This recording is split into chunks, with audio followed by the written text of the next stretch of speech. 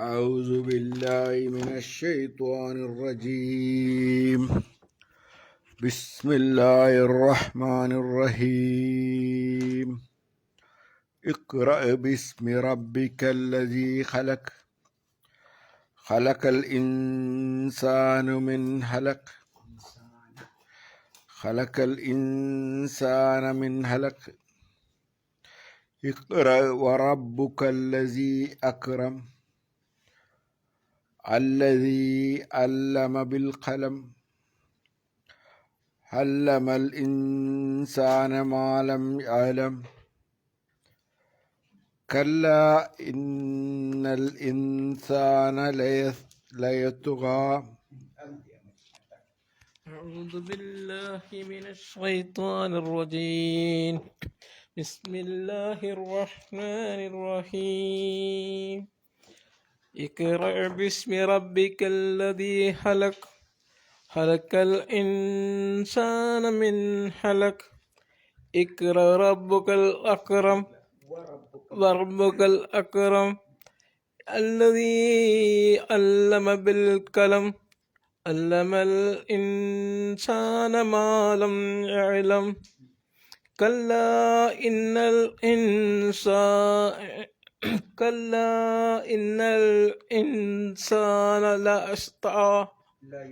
ليطغى.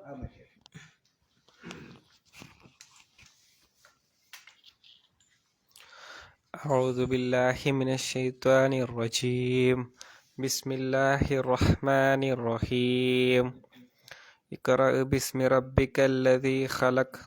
خلق الإنسان من علق. اقرأ وربك الأكرم. الذي علم بالقلم. علم الإنسان ما لم يعلم. أعوذ بالله من الشيطان الرجيم. بسم الله الرحمن الرحيم. اقرأ باسم ربك الذي خلق. خلق الإنسان من علق. اقرأ وربك الأكرم. الذي علم بالقلم. علم الإنسان ما لم يعلم.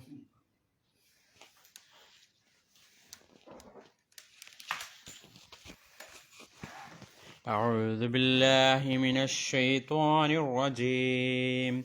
بسم الله الرحمن الرحيم. اقرأ باسم ربك الذي خلق. خلق الإنسان من علق. اقرأ وربك الأكرم. الذي علم بالقلم. علم الإنسان ما لم يعلم. أعوذ بالله من الشيطان الرجيم. بسم الله الرحمن الرحيم. اقرأ باسم ربك الذي خلق. خلق الإنسان من علق. اقرأ وربك الأكرم. الذي علم بالقلم. علم الإنسان ما لم يعلم. أعوذ بالله من الشيطان الرجيم. بسم الله الرحمن الرحيم. اقرأ باسم ربك الذي خلق. خلق الإنسان من علق. اقرأ وربك الأكرم. الذي علم بالقلم. علم الإنسان ما لم يعلم. أعوذ بالله من الشيطان الرجيم. بسم الله الرحمن الرحيم. اقرأ باسم ربك الذي خلق. خلق الإنسان من علق. اقرأ ربك الأكرم. الذي علم بالقلم. علم الإنسان ما لم يعلم.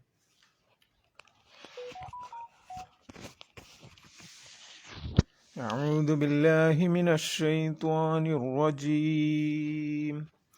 بسم الله الرحمن الرحيم.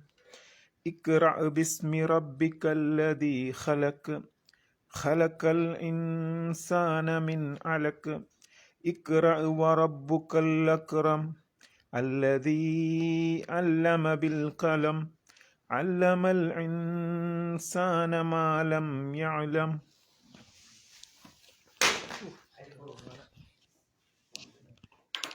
ശ്രദ്ധിക്കാനുള്ള തജ്വീദ് പറഞ്ഞോളൂ. നമ്മൾ കഴിഞ്ഞ ആഴ്ച പറഞ്ഞതാണല്ലോ അല്ലേ അതിലുള്ളതൊക്കെ.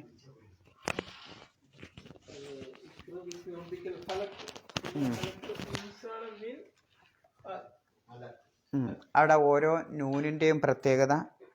പിന്നെ ഖലക്കൽ ഇൻസാന, ആ നൂനിനെ ആദ്യം ഇൻസാന എന്നുള്ള നൂനിനെ ഇഖ്ഫാ ചെയ്യണം. കഴിഞ്ഞ ആഴ്ച നമ്മൾ പറഞ്ഞു. അപ്പോൾ ഓതേണ്ടത് ഖലക്കൽ ഇൻസാന. പിന്നെ മിൻ എന്നുള്ളതിന് എന്ത് ചെയ്യാൻ പാടില്ല, ഇൽഹാർ ചെയ്താൽ മതി, ഇഖ്ഫാവും പാടില്ല, ഇദ്ഗാമൊന്നും പാടില്ല. അപ്പം മിൻ അലഖ്. അപ്പം ഖലക്കൽ ഇൻസാന മിൻ അലഖ്. പിന്നെ യഖ്റ വറബ്ബുക്കൽ അക്റം. അവിടെ ശ്രദ്ധിക്കാനുള്ളത് വറബ്ബുക്കൽ അക്റം. ആ അലിഫിന് ഉച്ചാരണം ഉണ്ടാവില്ല, ലാമിന് ഉച്ചാരണം ഉണ്ടാവും.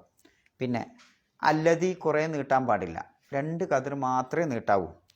അല്ലദീ അല്ലമ ബിൽ ഖലം. അല്ലദീ അല്ലമ ബിൽ ഖലം.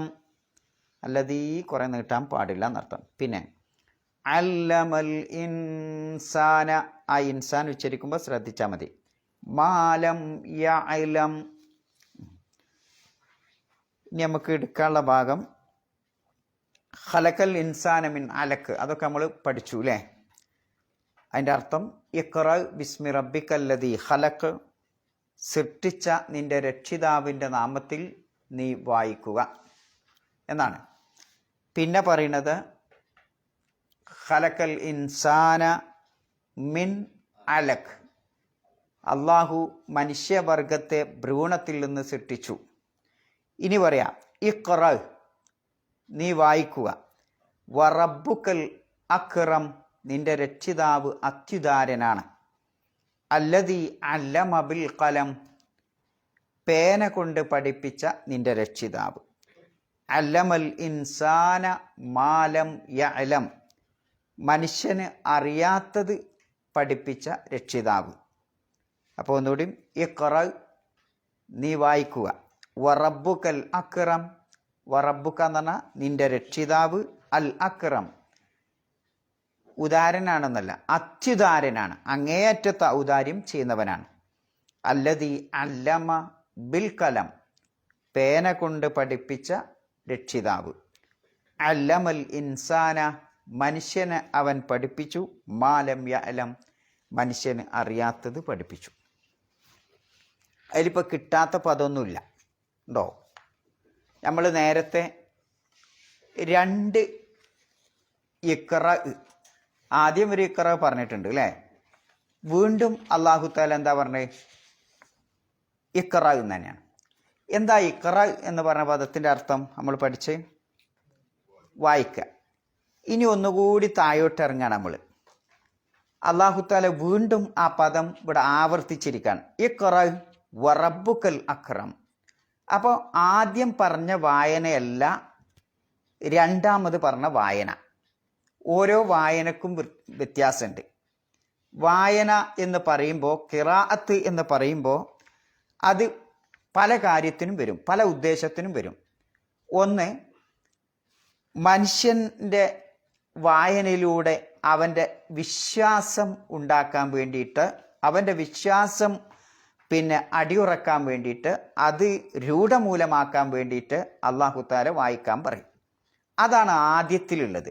ഇഖ്റ ബിസ്മി റബ്ബിക്കല്ലദീ ഖലഖ്, സൃഷ്ടിച്ച നിന്റെ നാഥൻ്റെ നാമത്തിൽ വായിക്കുക എന്ന് പറയുമ്പോൾ അള്ളാഹു എന്തൊക്കെയാണോ സൃഷ്ടിച്ചു വച്ചിട്ടുള്ളത് അതിനെപ്പറ്റിയൊക്കെ ചിന്തിക്കാനും, ആ ചിന്തയിലൂടെ സൃഷ്ടാവായ അള്ളാഹുവിനെ കണ്ടെത്താനും, ആ അള്ളാഹുവിനെ കണ്ടെത്തുന്ന ഒരു മനുഷ്യനെ സംബന്ധിച്ചിടത്തോളം ആ അള്ളാഹുവിൽ അവന് വിശ്വസിക്കാനും സാധിക്കും. അതുകൊണ്ടാണ് ഇഖ്റ ബിസ്മി റബ്ബിക്കല്ലദീ ഖലഖ് എന്ന് ആദ്യം പറഞ്ഞത്.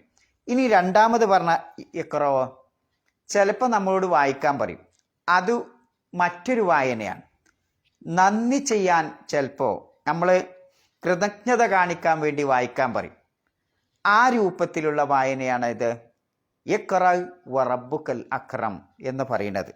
ഇപ്പോൾ ഉദാഹരണമായിട്ട് നീ വായിക്കണം, നിന്റെ രക്ഷിതാവ് അത്യുദാരനാണ്.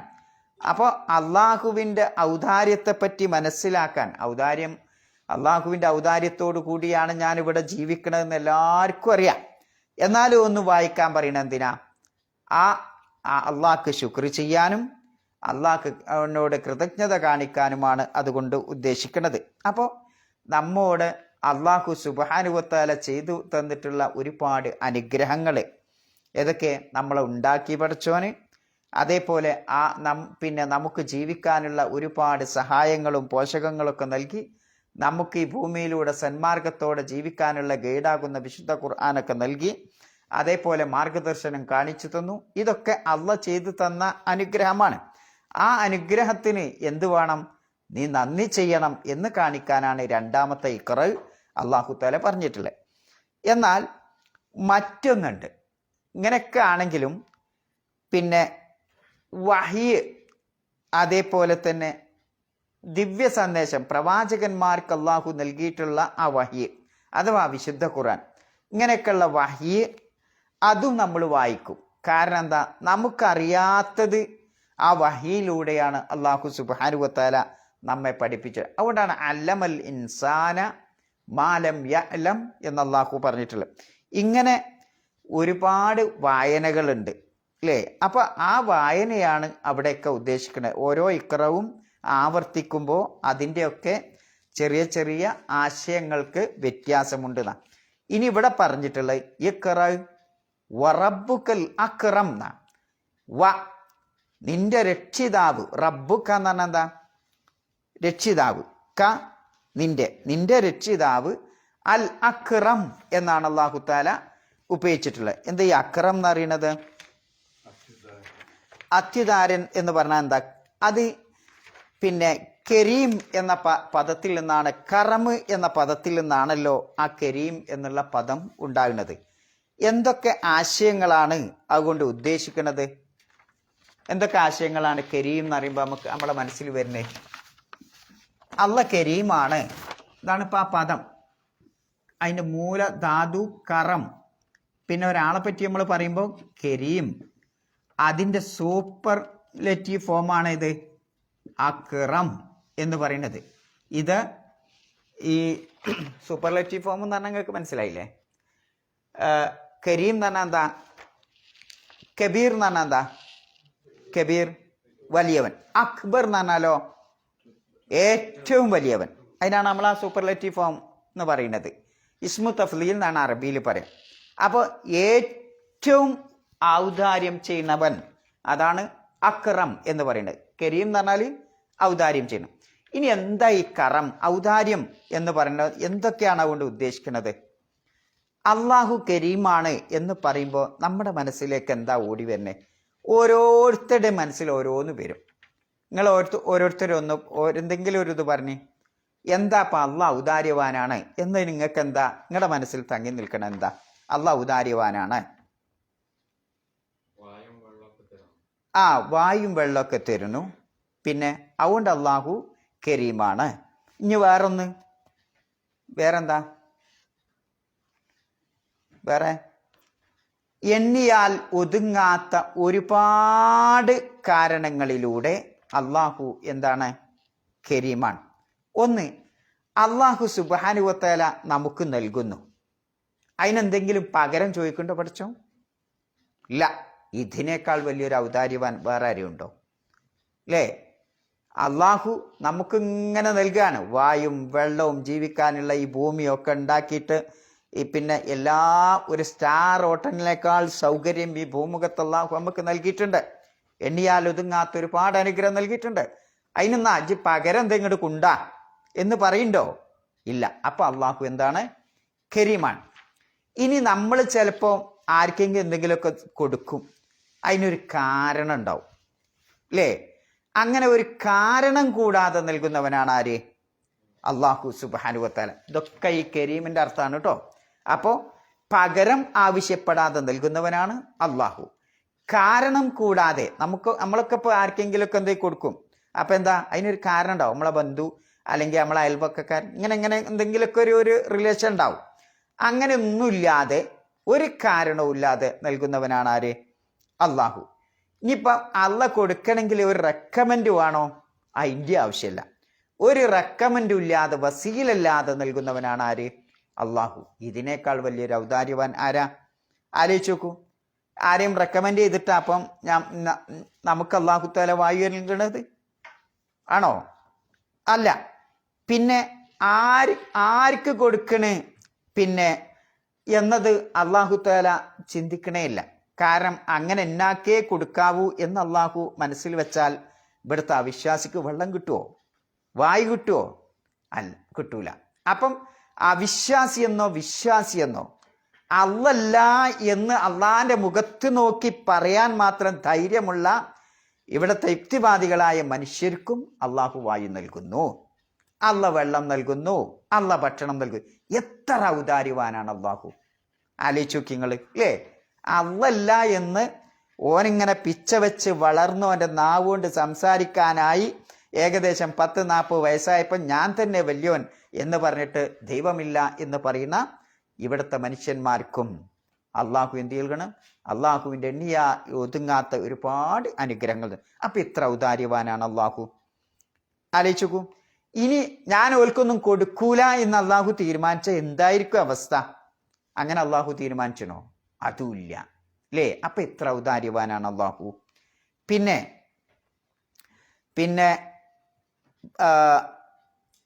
അള്ളാഹു മനുഷ്യന് അള്ളാഹുവിൻ്റെ ദാനം ആവശ്യമുള്ളവർക്കും ആവശ്യമില്ലാത്തവർക്കും ലഭിക്കുന്നുണ്ട്. ചില ദാനം പിന്നെ ആവശ്യമുള്ളവരുണ്ടാവും, ആവശ്യമില്ലാത്തവരുണ്ടാവും. ഇരു കൂട്ടർക്കും അള്ളാഹു നൽകുന്നുണ്ട് എന്നുള്ളതാ. പിന്നെ നേരത്തെ ഞാൻ പറഞ്ഞതുപോലെ അള്ളാഹുവിനെ ആക്ഷേപിക്കുന്നവനും അള്ളാഹു നൽകുന്നുണ്ട്. പിന്നെ ചോദിക്കാൻ നിൽക്കുന്നുണ്ട് അള്ളാഹു, ചോദിക്കാതെ തന്നെ നൽകുക. നമ്മൾ ചോദിച്ചിട്ടാ കിട്ടണത്. പഠിച്ചോനെ എനിക്ക് വായു ഉണ്ടാ എന്ന് നമ്മൾ എന്തെങ്കിലും ചോദിച്ചണോ? നിങ്ങളുടെ ജീവിതത്തിൽ ചോദിച്ചണോ? അല്ലെങ്കിൽ എനിക്ക് വെള്ളം കൊണ്ട റബ്ബേ, ഭക്ഷണം കൊണ്ടാ എന്ന് നമ്മൾ ഒരിക്കൽ പോലും ചോദിക്കാതെ തന്നെ അള്ളാഹു സുബ്ഹാനഹു വ തആല നമുക്ക്. അപ്പൊ എത്ര ഔദാര്യവാനാണ് അള്ളാഹു അല്ലേ? അതാ വിശുദ്ധ ഖുർആൻ പറയുന്നത്, വആതാകും മിൻ കുല്ലി മാ സഅൽതുമു. നിങ്ങൾ ചോദിച്ചതൊക്കെ നിങ്ങൾക്ക് അള്ളാഹു തആല നൽകി, ചോദിക്കാത്തതും എന്ത് ചെയ്തു? അള്ളാഹു തആല നൽകിയിട്ടുണ്ട് എന്നുള്ളതാ.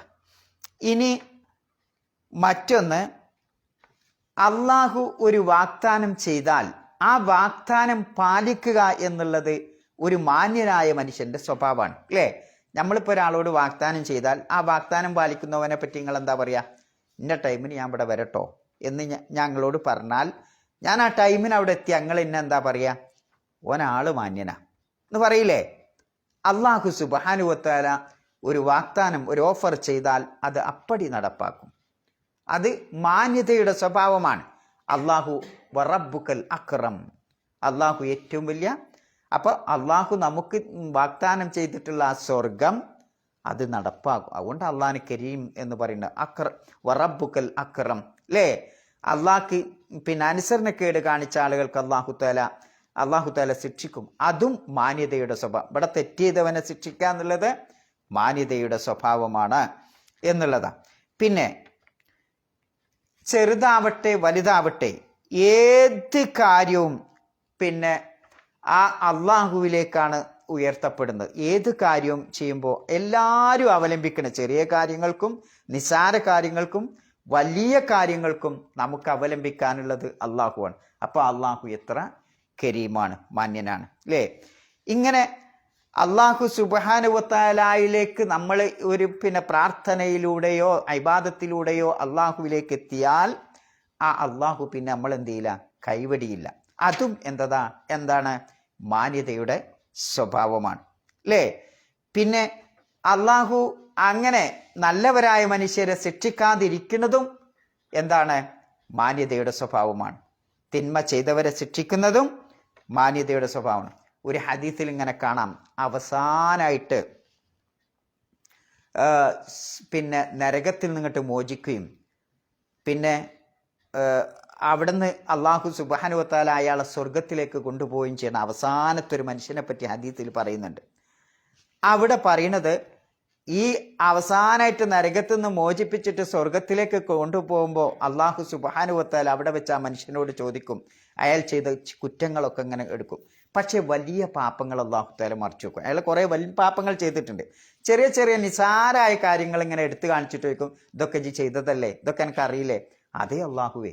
അപ്പം അയാൾ ഇങ്ങനെ പേടിച്ച് വരച്ച് അന്താളിച്ച് നിൽക്കും. കാരണം എന്താ, ഇതിനേക്കാൾ വലിയ പാപം ഞാൻ ചെയ്തിട്ടുണ്ട്, അത് അള്ളാഹു ഇനി പ്രദർശിപ്പിക്കുമല്ലോ എന്ന് വിചാരിച്ചിരിക്കുമ്പം ആ വലിയ പാപങ്ങൾ, അയാൾ ചെയ്ത വൻ കുറ്റങ്ങളൊന്നും പിന്നെ അവിടെ അള്ളാഹു തആല മഗ്ഫിറത്താക്കി മറച്ചു വെച്ചുകൊണ്ട് ഈ ചെറിയ പാപങ്ങൾ ഇങ്ങനെ ഓർമ്മിപ്പിച്ചുകൊണ്ട് അള്ളാഹു തആല പറയും, എന്നാൽ എന്തെങ്കിലും വല്ല ഹസനത്തിനെ കൊണ്ടോ ഉണ്ട് എന്ന് പറയുകയും അയാളുടെ പാപങ്ങളൊക്കെ അള്ളാഹു തആല പുറത്തു കൊടുക്കുകയും സ്വർഗത്തിലേക്ക് കൊണ്ടുപോവുകയും ചെയ്യും എന്നുള്ളതാണ്. ഇതിനേക്കാൾ വലിയ അല്ലേ, ഞാൻ ചെയ്ത പാപം അത് മറച്ചു വെക്കുക മറ്റുള്ളവരിൽ നിന്ന് എന്ന് പറയുമ്പോൾ ആ മനുഷ്യൻ ഒരാളാണെങ്കിൽ, ഞാൻ ഇപ്പോൾ ഒരു തെറ്റ് ചെയ്തു അല്ലേ, നിങ്ങൾക്കറിയാൻ ഞാൻ തെറ്റ് ചെയ്തിട്ടുണ്ട്, നിങ്ങൾ ആളുകളുടെ ഇടയിൽ നിന്ന് എൻ്റെ തെറ്റിനെ മറച്ചു വെക്കും, നിങ്ങൾ എത്ര മാന്യനായിരിക്കും നിങ്ങൾ എൻ്റെ അടുത്ത് അല്ലേ? ആലോചിച്ച് നോക്കൂ. അള്ളാഹു സുബ്ഹാനഹു വ തആല അള്ളാഹുവിൻ്റെ അടിമകൾ ചെയ്ത തെറ്റുകൾ മറ്റുള്ളവരെ കാണാതെ അവിടെ മറച്ചു വെക്കുക എന്നുള്ളത് അത്രയും വലിയ മാന്യതയുള്ള ആ ഉദാരനാണ് ആര്?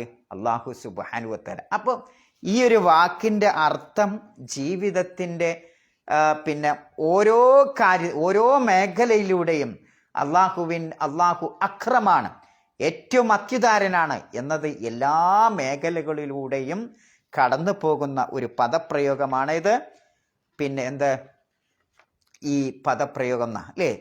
തെറ്റുകളൊക്കെ അങ്ങനെ ചെയ്തിട്ട്, കുറേ തെറ്റും കുറ്റവും ജീവിതാവസാനം വരെ ചെയ്തിട്ട് ആ മനുഷ്യനും അല്ലാഹു തആല പറയാം, ഖുൽ യാ ഇബാദിയല്ലദീന അസ്റഫു അലാ അൻഫുസിഹിം ലാ തഖ്നതൂ മിൻ റഹ്മത്തില്ലാഹ്. തെറ്റുകളിൽ മുഴുകിയ മനുഷ്യന്മാരെ നിങ്ങൾ നിങ്ങൾ നിരാശപ്പെടണ്ട. കാരണം എന്താ? ഇന്നല്ലാഹ യഗ്ഫിറു ദുനൂബ ജമീഅ, എല്ലാ പാപങ്ങളും അള്ളാഹു പുറത്തു തരും എന്ന് പറയുന്ന ആ അള്ളാഹ് ഇതിനേക്കാൾ വലിയ ഒരു അക്രം, ഇതിനേക്കാൾ വലിയൊരു കരീം മറ്റാരാണ് നിങ്ങൾക്ക് കാണാൻ പറ്റുക? ഒരു മനുഷ്യനും സാധിക്കാത്തൊരു കാര്യമാണിത്. ഈ രൂപത്തിൽ ആദരവുണ്ടാക്കുക എന്നുള്ളതും ആ കറമ് നൽകുക എന്നുള്ളതും അള്ളാഹുവിൻ്റെ മാത്രം ഒരു സ്വഭാവമാണ്. ഇനി ചിലപ്പോൾ നമുക്ക് സംശയം തോന്നും, എന്താ ഈ കരീമും അക്രമും തമ്മിലുള്ള വ്യത്യാസം? കരീമും അക്രമും ഒരേ അർത്ഥം തന്നെ എന്ന് പറഞ്ഞാൽ അള്ളാഹുവിൻ്റെ നാമത്തിലും അള്ളാഹുവിൻ്റെ സിഫത്തിലും അതിലുള്ള ആ സത്തയാണ് ആ കരീം എന്ന് പറഞ്ഞതുകൊണ്ട് ഉദ്ദേശിക്കുന്നത്. എന്നാൽ അള്ളാഹുവിൻ്റെ ഫിഅല്, അള്ളാഹ് ഇപ്പോൾ പുറത്തു വരുന്നു, അള്ളാഹ് മാപ്പ് നൽകുന്നു, അള്ളാഹ് വിട്ടുവീഴ്ച ചെയ്യുന്നു, ഈ രൂപത്തിലുള്ള സ്വഭാവമാണെങ്കിൽ അതിനെന്ത് പറയും? അത് ഫിഅലിലുള്ള അള്ളാഹുവിൻ്റെ അഫ്ആലുകളിലുള്ള കാര്യമാണ്. അങ്ങനത്തേനും എന്തു പറയും? കരീം, അക്രം എന്ന് രണ്ട് പദപ്രയോഗങ്ങളും ഉപയോഗിക്കാറുണ്ട്. ഇനി നമ്മളൊന്നുകൂടി താഴോട്ട് പോവുകയാണ്. അള്ളാഹു തആല ഇവിടെ ഇനി പറയുന്ന നോക്കി ഞങ്ങൾ, ഇഖ്റ ബിസ്മി റബ്ബിക്കല്ലദീ ഖലഖ് ഖലഖൽ ഇൻസാന മിൻ അലഖ് ഇഖ്റ വറബ്ബുക്കൽ അക്രം. നിന്റെ രക്ഷിതാവ് ഏറ്റവും വലിയ, ഏറ്റവും മഹത്തായ ഔദാര്യം ചെയ്യുന്നവനാണ്, അത്യുദാരനാണ് എന്നാണല്ലോ ആ പദത്തിൻ്റെ അർത്ഥം.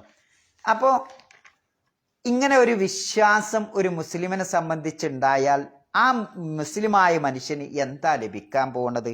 അങ്ങനെ ഒരു വിശ്വാസം ഉണ്ടെങ്കിൽ എന്താ ലഭിക്കാൻ പോണത്? എന്താ ഉണ്ടാവുക? ആലോചിച്ച് നോക്കി. അള്ളാഹ് അത്യുദാരനാണ് എന്ന ഒരു വിശ്വാസം ഒരാൾക്കുണ്ടായാൽ, അതിൽ അയാൾ അടിയുറച്ച് വിശ്വസിക്കുന്നുവെങ്കിൽ അയാൾക്ക് എന്തൊക്കെ ഗുണങ്ങളുണ്ടാവും? അയാളെ സംബന്ധിച്ചിടത്തോളം എന്തുണ്ടാവും? ഒരു ഭയപ്പാട് അയാൾക്കുണ്ടാവില്ല. എങ്ങനെ ഭയപ്പാട്? ഞാനൊരു ഇത് ചെയ്തു പോയല്ലോ, അത് എനിക്ക് പുറത്തു കിട്ടൂലേ എന്നല്ല, അള്ളാഹ് എനിക്ക് പുറത്തു തരും എന്ന ഒരു അടിയുറച്ച വിശ്വാസം. അള്ളാഹ് കരീമാണ്, അള്ളാഹ് എന്നോട് മാന്യമായി പെരുമാറുന്നവനാണ് എന്ന ഒരു എന്തുണ്ടാവും? അയാളുടെ മനസ്സിൽ വരും എന്നുള്ളതാണ് ഏറ്റവും. അങ്ങനെ ഒരു വിശ്വാസം ഉണ്ടാകുമ്പോൾ തന്നെ നമുക്ക് ദുനിയാവിലും പരലോകത്തിലും സന്തോഷത്തോടു കൂടി ജീവിക്കാൻ പറ്റും. ഇനി പറയാം ഇഖ്റ വറബ്ബുക്കൽ അക്രം. ഇനി പറയുന്നത് എന്താ? അല്ലദീ അല്ലമ ബിൽ ഖലം. പേന കൊണ്ട് പഠിപ്പിച്ച അള്ളാഹു. അള്ളാഹ് മനുഷ്യർക്ക് നൽകിയ ആ ഔദാര്യത്തിലെ ഏറ്റവും പ്രധാനപ്പെട്ട ഒരു കാര്യമാണിത്. പേന കൊണ്ട് പഠിപ്പിച്ചു എന്നുള്ളത്. പേന കൊണ്ട് പഠിപ്പിച്ചു. ജന്തുവർഗത്തിൽ പേന ഉപയോഗിക്കണ ഒരേ ഒരു ജന്തു ഏതാ? മനുഷ്യൻ മാത്രമാണ്. വേറെ ആരെയും ഉപയോഗിക്കണ്ടോ? അപ്പോൾ നമുക്കിങ്ങനെ തോന്നും ഇന്നിപ്പോൾ പേനൻ്റെ ഒന്നും ആവശ്യമില്ല. ഇന്നൊന്നും പേനൻ്റെ ആവശ്യമില്ല. കമ്പ്യൂട്ടർ ആണെങ്കിലും എന്താ സംഗതി? അതെന്താ? പേനല്ലേ. എഴുതുക എന്ന് പറയുന്നത് പേനയല്ലേ. ആ എഴുതുന്ന കാര്യത്തിനാണ് എന്ത് പറയണത്? കലം എന്ന് പറയണം. അത് ഓരോ കാലഘട്ടത്തനുസരിച്ച് ആ ഉപകരണത്തിന് വ്യത്യാസം വരുന്നു എന്നുള്ളൂ. ഒരു കാലഘട്ടത്ത് മുളയുടെയും മരത്തിൻ്റെയും ഒക്കെ ഇത് അങ്ങനെ മഷിയിൽ കുത്തിയിട്ടല്ലേ ഒരു കാലഘട്ടത്തെ ഇതിന്. ആ കാലം പോയി പിന്നീട് ആ പേനയുടെ രൂപം മാറി. ഇന്ന് വീണ്ടും അതിൻ്റെ രൂപം മാറി. ഇന്ന് കമ്പ്യൂട്ടറൊക്കെ ആയി. ഇന്നിപ്പോൾ നമ്മളിങ്ങനെ പറഞ്ഞാൽ എഴുതുന്ന രൂപത്തിലായി. ഇങ്ങനെ അതിന് രൂപാന്തരം വരുന്നു. പക്ഷേ അല്ലാഹു തആല അങ്ങനെ ഒരു അക്ഷരം എഴുതാനും അതിനുള്ള ഉപകരണവും ഒക്കെ ആര് ഉണ്ടാക്കിയതാണ്? അല്ലാഹു സുബ്ഹാനഹു വ തആല ഉണ്ടാക്കിയതാണെന്ന. എത്ര പേനുണ്ട് എന്നാ പറയുന്നത്? ആദ്യം അല്ലാഹു സുബ്ഹാനഹു വ തആല മനുഷ്യനെ സൃഷ്ടിക്കുമ്പോൾ തന്നെ അവൻ ദൗർഭാഗ്യവാനാണോ, അവൻ്റെ അവധി എത്രയാണ്, എത്ര കാലം അവൻ ജീവിക്കും, എത്ര ആയുസ് അവനുണ്ട് എന്നൊക്കെ 4 മാസമാകുമ്പോൾ തന്നെ എഴുതി വെക്കാനുള്ള പേന ആരുണ്ടാക്കിയിട്ടുണ്ട്? അല്ലാഹു സുബ്ഹാനഹു വ തആല സൃഷ്ടിച്ചിട്ടുണ്ട്. അതാണ് ആദ്യത്തെ പേന എന്നാ. ആദ്യത്തെ പേന അള്ളാഹു സൃഷ്ടിച്ച ആ പേന. ഇന്ന അവ്വലമാ ഖലഖല്ലാഹു അൽ ഖലം എന്ന ഹദീസിൽ കാണാം. അള്ളാഹു ആദ്യം സൃഷ്ടിച്ചത് ഏതാണ്? പേനയാണ്. ഫഖാല ലഹു, എന്നിട്ട് ആ പേനനോട് അള്ളാഹു പറഞ്ഞു, ഉക്തുബ്, എഴുതുക നീ. ഖാല, അപ്പൊ പേന ചോദിച്ചു, റബ്ബി വമാദ അക്തുബ്, ഞാൻ എന്താ എഴുത പഠിച്ചോനെ? കാല ഉക്തുബ് മഖാദീറ കുല്ലി ഷൈഇൻ ഹത്താ തഖൂമ സാ. ഓരോ കാര്യത്തിലും ഓരോ മനുഷ്യൻ്റെയും ഖദർ ഖലാ, ഓൻ എത്ര കാലം ജീവിക്കും, എത്ര കാലം ഓൻ്റെ ജീവിതം എങ്ങനെയൊക്കെ ആയിരിക്കും, ഇത്തരം കാര്യങ്ങളൊക്കെ എഴുതി വെക്കാൻ വേണ്ടി അല്ലാഹു തആല പേനയോട് കൽപ്പിച്ചു എന്നത് ഹദീസിൽ നമുക്ക് കാണാം. രണ്ടാമത്തൊരു പേന, നമ്മൾ പ്രവർത്തിക്കുന്ന ഓരോ പ്രവർത്തനവും ആരെഴുതി വെക്കുന്നുണ്ട്? അള്ളാഹുവിൻ്റെ മലക്കുകൾ എഴുതി വെക്കുന്നുണ്ട്. ആ ഉത്തരവാദിത്തം മലക്കുകൾക്ക് നൽകിയിട്ടുണ്ട്. അപ്പം ആ മലക്ക് എന്താ തെളിവ്? ബല വറസുലുന ലദൈഹിം യക്തുബൂൻ എന്ന് ഖുർആനിൽ പറയുന്നുണ്ട്.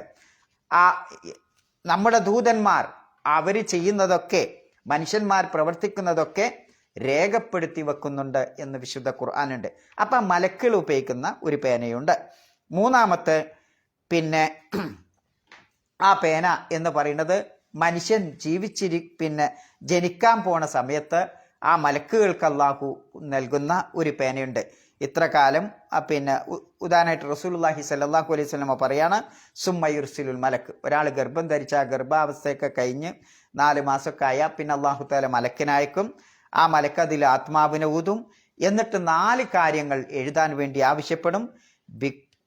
ബിറിസ്കിഹി വ അജലിഹി വ അമലിഹി വ ശക്കിയ്യൻ ഔ സഈദ് എന്ന് എഴുതാൻ വേണ്ടി പറയും, എന്ന് രേഖപ്പെടുത്തി വെക്കാൻ വേണ്ടി പറയും. അയാളുടെ ഉപജീവനം, അയാളുടെ അവധി, അയാളുടെ പ്രവർത്തനം, അയാൾ ശക്കിയാണോ സഈദാണോ എന്നീ കാര്യങ്ങളൊക്കെ എഴുതി വെക്കും. അത് മലക്കുകളോട് കൽപ്പിക്കും. മറ്റൊന്ന്, നമ്മളൊക്കെ ഇന്ന് ഉപയോഗിക്കുന്ന രൂപത്തിലുള്ള പേന, പല രൂപത്തിലാണെങ്കിലും ആ പേന. അപ്പം ഇതൊക്കെ ഉൾക്കൊള്ളുന്ന ഒരു കാര്യമാണിത്. ഇഖ്റ വറബ്ബുക്കൽ അക്രം അല്ലദീ അല്ലമ ബിൽ ഖലം.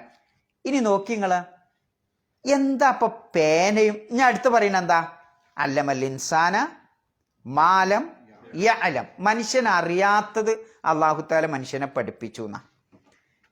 പേന ഇല്ലാന്ന് കൂട്ടാ, എഴുത്ത് എന്ന് പറയുന്ന ആ പരിപാടിയേ ഇല്ലാന്ന് കൂട്ടാ. എങ്കിൽ നമ്മളെ അവസ്ഥ എന്തായിരിക്കും? നിങ്ങളൊന്ന് ആലോചിച്ച് നോക്കി. പേനല്ല, അങ്ങനെ എഴുതുന്ന ഒരു കിതാബത്ത് എന്ന് പറയുന്ന സംഗതി ഇല്ല, വെറും വായന മാത്രമേ ഉള്ളൂ. എങ്കിൽ നമ്മളെ അവസ്ഥ എന്തായിരിക്കും? എൻ്റെ കാലഘട്ടം കഴിഞ്ഞാൽ ഞാൻ പറഞ്ഞു കൊടുത്ത വിജ്ഞാനം പേനല്ലെങ്കിലും നിങ്ങൾക്ക് കിട്ടുമോ? അടുത്ത തലമുറക്ക് കിട്ടുമോ? ഇല്ല.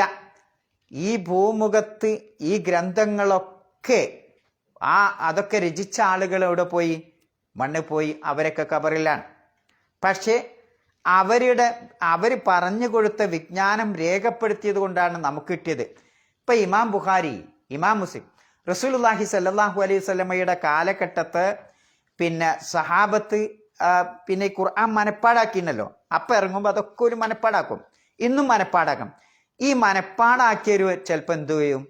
ഓൽക്ക് എന്തെങ്കിലും അപകടം പറ്റിയിട്ടോ എന്തെങ്കിലും ആപത്തുകളോ വിപത്തുകൾക്കൊക്കെ വിധേയരായി അവർ പോവും. എന്നാൽ അവരുടെ മനസ്സിലുള്ള അറിവ് രേഖപ്പെടുത്തിയാലോ അതവിടെ ഉണ്ടാവും, അത് പോവില്ല. അതുകൊണ്ടാണ് നബി സല്ലല്ലാഹു അലൈഹി വസല്ലമ വഹി ഇറങ്ങുമ്പോൾ തന്നെ ഈ സഹാബത്തിനോട് അത് മനഃപ്പാഠമാക്കാൻ ആവശ്യപ്പെടുകയും മാത്രമല്ല, എഴുതാനും വായിക്കാനും അറിയാത്ത പ്രവാചകൻ അന്ന് എഴുതാനും വായിക്കാനും അറിയുന്ന കുത്താബുൽ വഹി എന്നറിയും. വഹി എഴുതി വെക്കുന്ന പ്രത്യേകം ക്ലർക്കുമാർ നബി സല്ലല്ലാഹു അലൈഹി വസല്ലമ മരിക്കുമ്പോൾ എനിക്ക് തോന്നുന്നത് 100-ലധികം ക്ലർക്കുമാരെന്നെ ഉണ്ടായിരുന്നു, എഴുത്തുകാരെന്നെ ഉണ്ടായിരുന്നു, കുത്താബീങ്ങൾ. അത്രമാത്രം അതിന് നബി സല്ലല്ലാഹു അലൈഹി വസല്ലമ പ്രാധാന്യം നൽകിയിരുന്നു എന്നുള്ളതാണ്. അപ്പോൾ ആ അതുകൊണ്ടാണ് അല്ലമൽ ഇൻസാന മാലം യഅലം. പിന്നെ ആ കലം കൊണ്ട് പഠിപ്പിച്ചു. അതേപോലെ തന്നെ മനുഷ്യന് അറിയാത്തതും ആര് പഠിപ്പിച്ചു? അള്ളാഹു തആല പഠിപ്പിച്ചു. അപ്പോൾ ഖിറാഅത്ത്, കിതാബത്ത് എന്നൊക്കെ പറയുന്നത് അള്ളാഹു സുബ്ഹാനഹു വ തആല നമുക്ക് ചെയ്തിട്ടുള്ള മഹാ അനുഗ്രഹമാണ്. ഈ അനുഗ്രഹത്തെപ്പറ്റി ചിന്തിക്കുമ്പോൾ തന്നെ എന്ത് മനസ്സിലാവും? വറബ്ബുക്കൽ അക്രം, അള്ളാഹു നിന്റെ രക്ഷിതാവ് അത്യുദാരനാണ്. ഓരോ സമുദായത്തിൻ്റെ ചരിത്രം പഠിക്കുമ്പോഴും ഇപ്പോൾ സൂറത്തുൽ കഹ്ഫില് അള്ളാഹു സുബ്ഹാനഹു വ തആല ആ ഒരു സമുദായത്തിൽ ആ പുരാതന കാലത്ത് സംഭവിച്ച ഒരു സംഭവം, അവർ ഗുഹയിൽ പോയി പിന്നെ നിന്ന് ആ സംഭവം പറയുന്നുണ്ടല്ലോ അല്ലേ? ഇത് വൽഫിത്യത്തുൽ കഹ്ഫ് എന്ന് പറഞ്ഞിട്ട് ആ സംഭവം സൂറത്ത് കഹ്ഫിൽ പറയുന്നുണ്ട്. അവർ മാത്രമല്ലല്ലോ അവിടെ പോയി ഉറങ്ങിയത്, ആണോ? അല്ല, മറിച്ച് അവരോടൊപ്പം എന്തുണ്ടായിരുന്നു എന്നാ പറയുന്നത്? അവരോടൊപ്പം റഖീം, അവരുടെ വേദഗ്രന്ഥം രേഖപ്പെടുത്തപ്പെട്ട അതും കൂടി അവരുടെ കൂടെ ഉണ്ടായിരുന്നു. അപ്പോൾ ഏത് സമുദായത്തിൻ്റെ ചരിത്രം പരിശോധിക്കുമ്പോഴും രേഖപ്പെടുത്തപ്പെട്ട പിന്നെ അന്ന് ചിലപ്പം ഓലകളിലോ അല്ലെങ്കിൽ ഇങ്ങനെ ഇലകളിലോ അല്ലെങ്കിൽ പലകകളിലോ ഒക്കെ എഴുതപ്പെട്ടതാണ്. ആ രൂപത്തിലുള്ള ഫലകത്തിനാണ് എന്ത് പറയുക? റഖീം എന്ന് പറയുന്നത്. അതും അവരുടെ കൂടെ ഉണ്ടായിരുന്നു എന്ന് വിശുദ്ധ ഖുർആനിൽ നിന്ന് തന്നെ നമുക്ക് മനസ്സിലാക്കാൻ പറ്റും. അതിൻ്റെ പ്രാധാന്യം കൊണ്ടാണ് വിശുദ്ധ ഖുർആനിൽ ഒരു സൂറത്ത് തന്നെ ഉണ്ട്, സൂറത്തുൽ ഖലം എന്നാണ് അതിൻ്റെ പേര്, പേനയുടെ അധ്യായം എന്നാണ്. ആ സൂറത്ത് തുടങ്ങണ എങ്ങനെ? നൂൻ വൽ ഖലമി വമാ യസ്തുറൂൻ എന്ന് പറഞ്ഞുകൊണ്ടാണ്. മാ അൻത ബിനിഅമത്തി റബ്ബിക ബിമജ്നൂൻ എന്ന് അവിടെ പറയുന്നുണ്ട്. അപ്പോൾ അള്ളാഹു സുബ്ഹാനഹു വ തആല പേനയെ സത്യം ചെയ്തുകൊണ്ടും ആ പേന കൊണ്ട് വരഞ്ഞുണ്ടാക്കുന്ന രേഖപ്പെടുത്തുന്ന കാര്യങ്ങളെ കൊണ്ട് സത്യം ചെയ്തുകൊണ്ടുമാണ് അള്ളാഹു തആല ആ സൂറത്ത് തുടങ്ങുന്നത് തന്നെ എന്നുള്ളതാണ്. അന്ന് ജീവിച്ചിരുന്നത് 100 അല്ല 50-ലധികം കുത്താബുകൾ നബി സല്ലല്ലാഹു അലൈഹി വസല്ലമ മരിക്കണ കാലഘട്ടത്തിൽ തന്നെ എഴുത്തുകാരായിട്ട് ഉണ്ടായിരുന്നു എന്നുള്ള. അപ്പോൾ ഇവിടെ നമുക്ക് ചിന്തിക്കാനുള്ളത് വിജ്ഞാനം നേടാനുള്ള അതിൻ്റെ പ്രാധാന്യമാണ് ഇത് എഴുത്തും വായനയും നിങ്ങളെ പഠിപ്പിച്ചു എന്ന് പറയുന്നത് അല്ലേ? ഈ 2 മേഖലകളിലൂടെയാണ് വിജ്ഞാനം നമുക്കൊക്കെ ലഭിക്കുന്നത്. എല്ലാവരും ഏത് കാലഘട്ടത്തും മറ്റുള്ളവരുടെ വിജ്ഞാനം പകർന്നെടുക്കാൻ അവർ പിന്നെ ഉപയോഗപ്പെടുത്തുന്ന രീതി അവരെഴുതി വെച്ച പുസ്തകങ്ങളെ അവലംബിക്കുക, അല്ലെങ്കിൽ അവർ പറഞ്ഞ ഇംല എന്നറിയും, അവർ പറഞ്ഞു തന്ന കാര്യങ്ങൾ ശ്രദ്ധിച്ച് കേട്ടുകൊണ്ട് അത് മനസ്സിലാക്കുക. ഇതാണ് വിജ്ഞാനം നേടാനുള്ള മാർഗം. ഈ 2 കാര്യവുമാണ് ഇതിലൂടെ അള്ളാഹു തആല നമ്മെ പഠിപ്പിക്കുന്നത്. അപ്പോൾ വറബ്ബുക്കൽ അക്രം എന്ന് പറഞ്ഞതിൽ ഈ ആശയമൊക്കെ ഉൾക്കൊള്ളുന്നുണ്ട് എന്നതാണ് വിശുദ്ധ ഖുർആൻ നമ്മെ പഠിപ്പിക്കുന്നത്. ഇനി പിന്നെ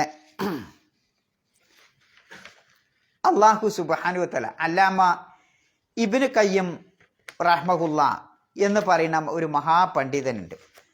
ആ പണ്ഡിതൻ്റെ ചില വാക്കുകൾ അദ്ദേഹം രേഖപ്പെടുത്തിയത് ഇങ്ങനെയാണ്: പേന കൊണ്ട് അള്ളാഹു തആല പഠിപ്പിച്ചു എന്നതും പിന്നെ അള്ളാഹു ചെയ്തിട്ടുള്ള വിശുദ്ധ ഖുർആൻ മനുഷ്യർക്ക് അള്ളാഹു നൽകിയതിന് ശേഷം നൽകിയിട്ടുള്ള ഒരു മഹാ അനുഗ്രഹമാണ്.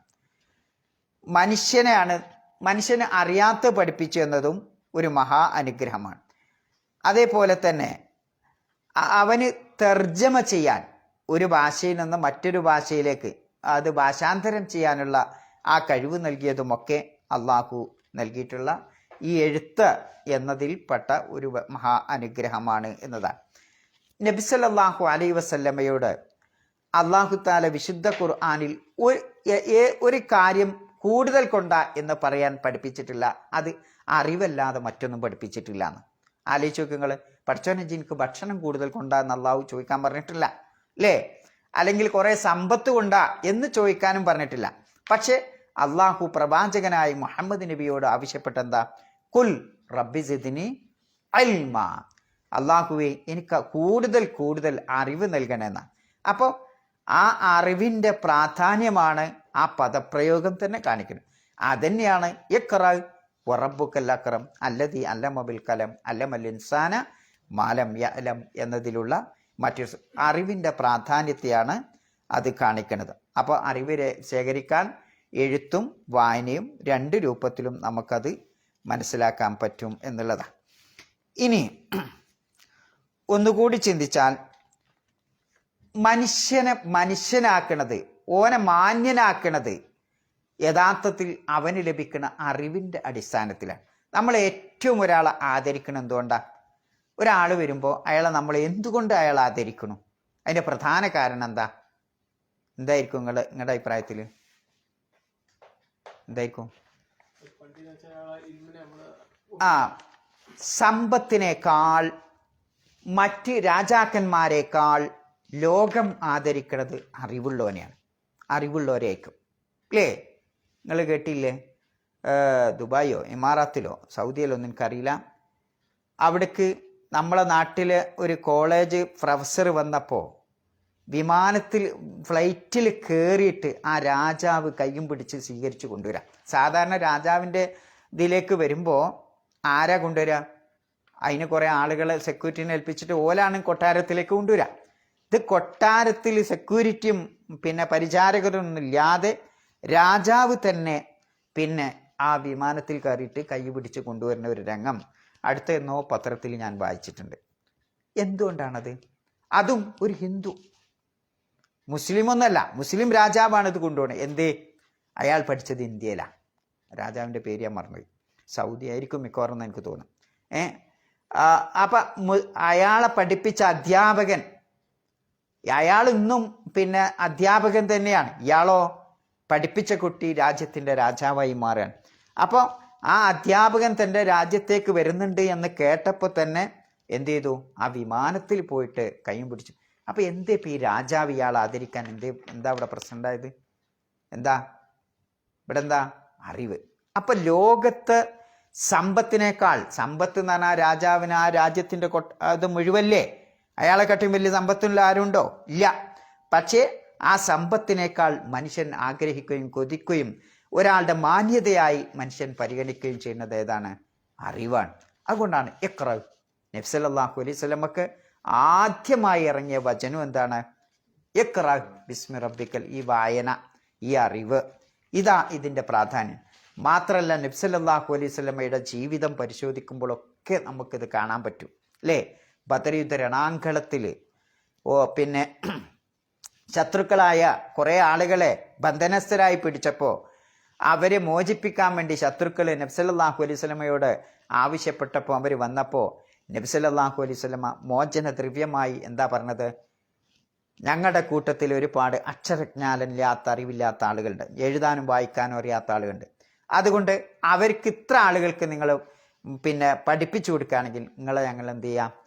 അതിന് ആ കഫാറത്തായി, അതിനൊരു മോചനദ്രവ്യമായി പിന്നെ നൽകിക്കൊണ്ട് ആളുകളെ മോചിപ്പിക്കാം എന്ന് നബി സല്ലല്ലാഹു അലൈഹി വസല്ലം പറയും. എന്തേ നബി ഇതിവിടെ പറയാൻ കാരണം? അറിവിൻ്റെ പ്രാധാന്യമാണ് അതും നമ്മെ പഠിപ്പിക്കുന്നത് അല്ലേ? അതാണ് ഖൈറുക്കും. പിന്നെ എന്താ പറയേണ്ടത്? മൻ തഅല്ലമൽ ഖുർആന വഅല്ലമഹു എന്നാണ് നബി സല്ലല്ലാഹു അലൈഹി വസല്ലം പഠിപ്പിച്ചത്. നിങ്ങൾ ഏറ്റവും വലിയ മാന്യൻ, പിന്നെ ഉത്തമൻ എന്ന് പറയുന്നത് വിശുദ്ധ ഖുർആൻ പഠിക്കുകയും അത് പഠിപ്പിക്കുകയും ചെയ്യുന്നവനാണ്. അപ്പോൾ അറിവ് നേടുക, അത് മറ്റൊരാൾക്ക് കൊടുക്കുക. ഇതാണ് ഏറ്റവും ഏത് കാലഘട്ടത്തും പിന്നെ എന്തുള്ളത്, മാന്യത ഉള്ളത് അല്ലേ? നമ്മുടെ കൂട്ടത്തിൽ തന്നെ ഭൗതികമായിട്ട് നിങ്ങൾ ആലോചിച്ച് നോക്കും, നല്ല ക്വാളിഫൈഡ് ആയ ഒരാളെ നമ്മൾ കാണുമ്പോൾ നമുക്ക് ഓട്ടോമാറ്റിക്കായിട്ട് ആദരവ് വരൂലേ? സ്വാഭാവികമായിട്ടും വരും അല്ലേ? നമ്മളിപ്പോൾ ഒരു ഓഫീസിൽ ജോലി ചെയ്യണം, അവിടെ ഏറ്റവും കൂടുതൽ നല്ല ക്വാളിഫൈഡ് ആയ ഒരാളുണ്ടെങ്കിൽ നമ്മൾ എന്ത് ചെയ്യും? അയാൾ ആദരിക്കും. എന്തുകൊണ്ട്? അയാൾ വാങ്ങുന്ന ശമ്പളത്തിന് കൊണ്ടാ? അല്ല, അയാളുടെ അറിവ്. ശമ്പളമൊക്കെ ചിലപ്പോൾ എല്ലാവർക്കും കണക്കായിരിക്കും. ആ അറിവിനെ നമ്മൾ എന്ത് ചെയ്യും? ഓട്ടോമാറ്റിക്കായിട്ട് ആദരിക്കും. ഇത് മനുഷ്യൻ്റെ സ്വഭാവം. അപ്പം മനുഷ്യന് ഉന്നതിയും പ്രതാപവും ഷറഫും കറമും ഒക്കെ നൽകുന്ന സംഗതിയാണിത് ഈ അറിവ് എന്ന് പറയുന്നത്. എന്തിനാ അത്രമാത്രം അറിവിന് അല്ലാഹു തആല പ്രാധാന്യം നൽകിയത്? എന്തിനാ പ്രാധാന്യം നൽകിയത്? അറിവുള്ള ഒരാൾക്കേ ശരിക്ക് അള്ളാഹുവിനെ സൂക്ഷിച്ച് ജീവിക്കേണ്ട വിധം സൂക്ഷിക്കാൻ കഴിയുള്ളൂ. അറിവ് കുറഞ്ഞാൽ അതിനനുസരിച്ച് സൂക്ഷ്മത കുറയുന്ന. പക്ഷെ നമ്മളത് നിങ്ങൾ ആലോചിക്കണ്ട, നമ്മളത് അറിവുണ്ടെങ്കിലും നമുക്ക് സൂക്ഷ്മത വരാത്ത മറ്റു പല കാരണം കൊണ്ടാണ്. ശരിയായ അറിവുള്ള ഒരാൾ അയാൾ ഏറ്റവും വലിയ മുത്തക്കിയാവുന്ന. അതുകൊണ്ടാണ് ഇന്നമാ യഖ്ഷല്ലാഹ മിൻ ഇബാദിഹി അൽ ഉലമാഉ എന്നാണ് വിശുദ്ധ ഖുർആൻ പറയുന്നത്.